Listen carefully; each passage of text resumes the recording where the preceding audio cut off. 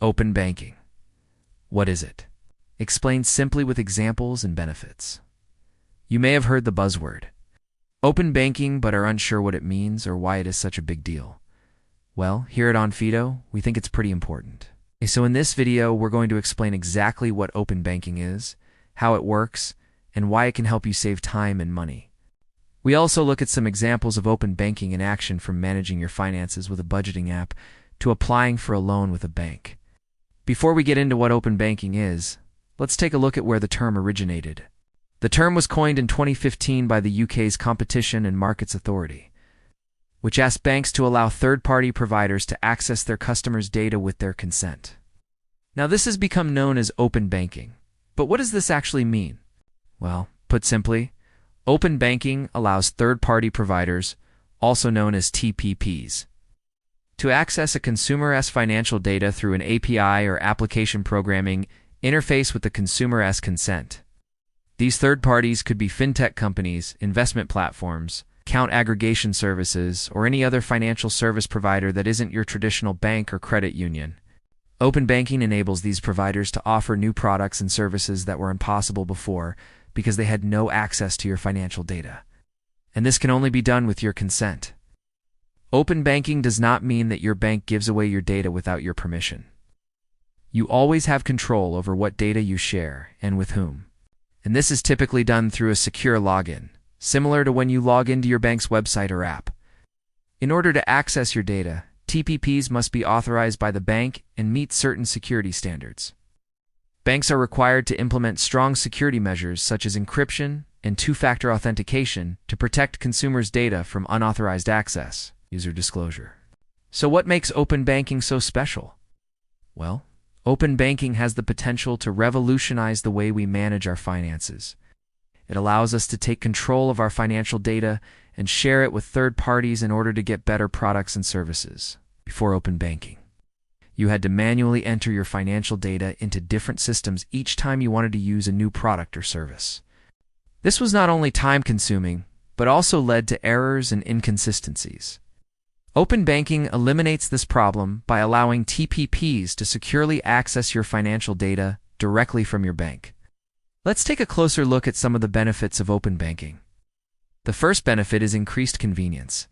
With open banking, you can connect your bank account to a third-party app, so you don't have to enter your login credentials. Every time you need to make a payment or transfer money, open banking also allows for faster payments and transfers. By connecting your bank account to a third-party app, you can initiate payments and money transfers quickly and easily. You no longer have to wait for bank transfers to go through or send payment reminders. Another benefit of open banking is improved budgeting and financial planning.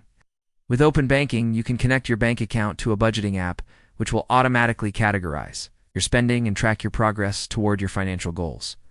This can help you identify areas where you can cut back on spending and make better financial decisions. Open banking can also help you get better interest rates on loans and mortgages. By sharing your financial data with a third-party lender, you may be able to qualify for a lower interest rate or more favorable loan terms than if you were to apply directly to a bank. Lenders can use open banking data to assess your creditworthiness and risk profile, which can lead to more personalized and competitive offers. Open banking can also help you avoid late payment fees and improve your credit score. With open banking, you can connect your bank account to a payment reminder app, which will notify you when a bill is due and ensure that you make timely payments. This can help you avoid late payment fees and improve your credit score. Now let's look at some real-life examples of open banking in action. Let's say you want to apply for a mortgage.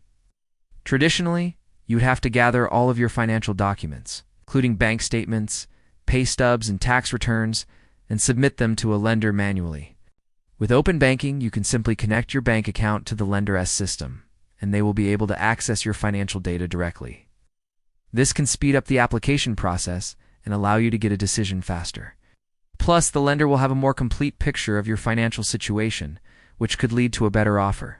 Another example is, let's say you want to use a budgeting app to get a better understanding of your finances. With open banking, you can connect your bank account to the app, and it will automatically pull in your transaction history. The app will then categorize your spending and show you where you can cut back. This can help you make better financial decisions and reach your financial goals faster. Now we've looked at some examples of open banking. It's time to wrap things up. As you can see, open banking has the potential to revolutionize the way we manage our finances by giving us more control over our financial data. Open banking allows us to take advantage of new products and services that can help us save time, money, and make better decisions.